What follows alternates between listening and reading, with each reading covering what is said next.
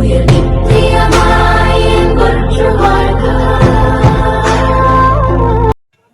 எங்களுக்கு ஒரு வீடு ஒன்று, அந்த அம்மாவுக்கு ஒரு வீடு ஒன்று கட்டி கொடுங்க சார். எங்களுக்கு ரொம்ப கஷ்டமாக இருக்குது சார். எங்களுக்கு அருமை சார் தான் சார் பார்த்துக்கிறாரு. எங்களுக்கு ஒரு அந்த அம்மாவுக்கு ஒரு பட்டா ஒன்று, ஏதோ வீடோ கல்வி ஏதோ ஒன்று கட்டி கொடுங்க சார். எனக்கு புண்ணியமாக போகுது சார். எனக்கு சொல்லல இல்லை, பாம்பும் புண்ணாகமாக வந்து சேருது. வீடு கட்டி கொடுத்தீங்கன்னா எவ்வளோ கும்பிடுமா உங்களுக்கு. இந்த அம்மா ஒரு வீட்டில் பட்டுனுக்குறாங்க சார், பாய் போட்டு கட்டி வச்சுக்கிறோங்க சார். அதுக்குன்னு ஏதோ ஒரு நிலத்தை கட்டி செஞ்சு கொடுங்க சார், ஒரு வீடு ஒன்று கட்டி கொடுங்க சார். எனக்கு நீ தான் பார்த்துக்கணும் சார். இதெல்லாம் வருது சார் இங்கே சார், எங்கள் பால் பூச்சி வருது சார். அந்த அம்மாவுக்கு ஒரு ஹெல்ப் பண்ணுங்க சார். உங்களுக்கு தாழ் பாய் கட்டி வச்சுக்கிறோங்க சார். எங்களுக்கு ஒரு வீடு எதுனா கட்டி விடுங்க சார். பாம்பு பூச்சி எல்லாம் வருது சார். நாங்கள் என்ன செய்வோம் சார், அந்த மாதிரி போட்டு வச்சுக்கிறோம் சார். என்ன ஒன்று கட்டி கொடுங்க சார். அன்புடையீர் அனைவருக்கும் வணக்கம். இது இன்றைய விதை நாளை விருச்சம் சமூக நல அறக்கட்டளை, சென்னை செஞ்சியம்மன் நகர் பார்வதி அம்மா அவர்கள். அவருக்கு வயது 70 முதல் 75க்குள்ளே இருக்கும். படுத்த படுக்கையாக இந்த சிறிய குடிசையின் உள்ள வாழ்ந்துக்கிட்டு இருக்காங்க. அது தார்பாயால் போர்த்தப்பட்ட ஒரு மண் தரையிலால் ஆன ஒரு சிறிய குடிசை. அக்கம் பக்கத்தில் உள்ளவங்கள தான் இவங்களுக்கு ஹெல்ப் பண்ணிக்கிட்டு இருக்காங்க. இவங்களுக்கு உறவுக்காரங்கன்றது யாருமே கிடையாது.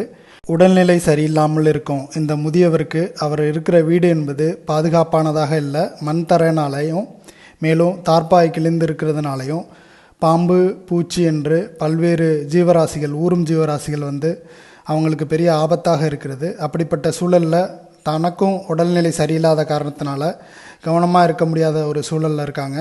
எனவே அந்த அம்மாவிற்கு நமது அறக்கட்டளையின் மூலமாக உயிரென்ற கருவிற்கு உடல் கோயில், இந்த உடலுக்கு கருணை கோயில் என்ற திட்டத்தின் வாயிலாக மரத்தினால் செய்யப்பட்ட ஒரு வீடு அமைத்து தர இருக்கின்றோம்.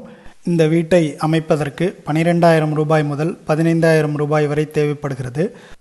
கடந்த தைப்பூச தினத்தை முன்னிட்டு இந்த திட்டத்தை ஆரம்பித்தோம்.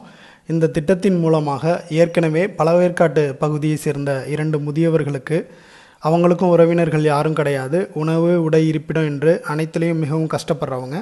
அவங்களோட அந்த குடிசையும் இதே போன்று கிழிந்த தார்பாயால் மூடப்பட்டு மண் தரையில் இப்போது காமித்த அந்த குடிசை போன்றே இருந்தது. அப்படிப்பட்ட அந்த முதியவர்களுக்கு நம்ம அந்த தைப்பூச தினத்தை முன்னிட்டு ஏற்கனவே இது போன்ற ஒரு மரத்தினால் செய்யப்பட்டு ஃபைபர் ஷீட்டினால் கவர் செய்யப்பட்ட ஒரு வீடை வெற்றிகரமாக அமைத்திருக்கின்றோம். பழவேற்காட்டு பகுதி வரைக்கும் நம்ம பயணம் செய்து இந்த எல்லா பொருட்களையும் நம்ம ஏற்கனவே நமது அறக்கட்டளையில் செய்து பார்த்துவிட்டு மீண்டும் அதை நம்ம ஏற்று சென்று அந்த பழவேற்காட்டு பகுதியில் மிகவும் கஷ்டப்படுற அந்த குடும்பத்தை விடுதலை அறக்கட்டளை அமைப்பு மூலமாக அதை கண்டறிந்து அவங்களுக்கு இந்த உதவியை செஞ்சுட்டு வந்தோம். ஒரு நாள் முழுக்க இதற்காக உடல் உழைப்பு செய்து அந்த வீட்டை அமைக்க வேண்டியிருந்தது. இவ்வளவு முயற்சி செய்து நம்ம செய்கிறதுக்கு முக்கியமான காரணம், நமது அறக்கட்டளை மூலமாக அன்பு கருணையை உலகத்திற்கு வெளிப்படுத்த வேண்டும் என்பதற்காக, அனைத்து உயிர்களுக்கும் அன்பு பரவணும், கருணை பரவணும் என்பதற்காக தான் நம்ம இவ்வளவு விதமான முயற்சியை மேற்கொள்கிறோம். மேலும் ஜீவாரண்யத்தை நம்ம வெவ்வேறு விதமான பரிமாணங்களில் நம்ம தொடர்ந்து செஞ்சுக்கிட்டு இருக்கோம். அதற்கும் இந்த முக்கிய காரணம் அன்பு வெளிப்படணும் அப்படிங்கிறதுக்காக தான்.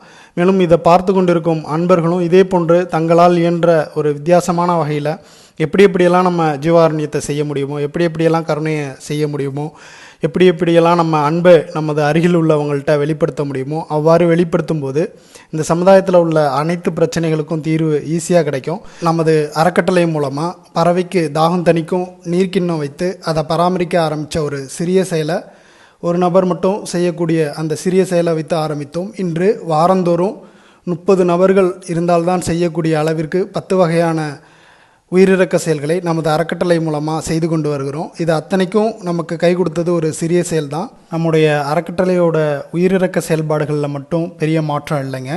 அறக்கட்டளையின் உயிரிறக்க செயல்பாடுகளை அர்ப்பணிப்போடும் அன்போடையும் செய்த அன்பர்களுக்கும் உடல் ரீதியாகவும் அவங்களோட குடும்ப சூழல் ரீதியாகவும் அவங்க பழக்க வழக்கங்கள் ரீதியாகவும் அவங்களுக்கு ஆன்மீக ரீதியாகவும் பல்வேறு அனுபவங்களும் பல்வேறு நன்மாற்றங்களும் ஏற்பட்டிருக்கு.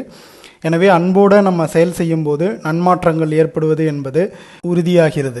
எனவே இந்த நன்மாற்றங்கள் அனைத்து மக்களுக்கும் சென்று சேர வேண்டும் என்பது, அதற்கு அடிப்படை காரணமாக இருக்கிற அந்த அன்பு என்னும் செயலை அனைவரும் செய்ய வேண்டும் என்பது தான் நம்மளுடைய அறக்கட்டளையின் முக்கியமான நோக்கம். அதை முன்னிட்டு தான் நம்ம செய்கிற ஒவ்வொரு காணொளியையும் ஒவ்வொரு உயிரிறக்க செயல்களையும் நம்ம பொது தளங்களில் பதிவிடுறதுக்கு முக்கியமான காரணம்.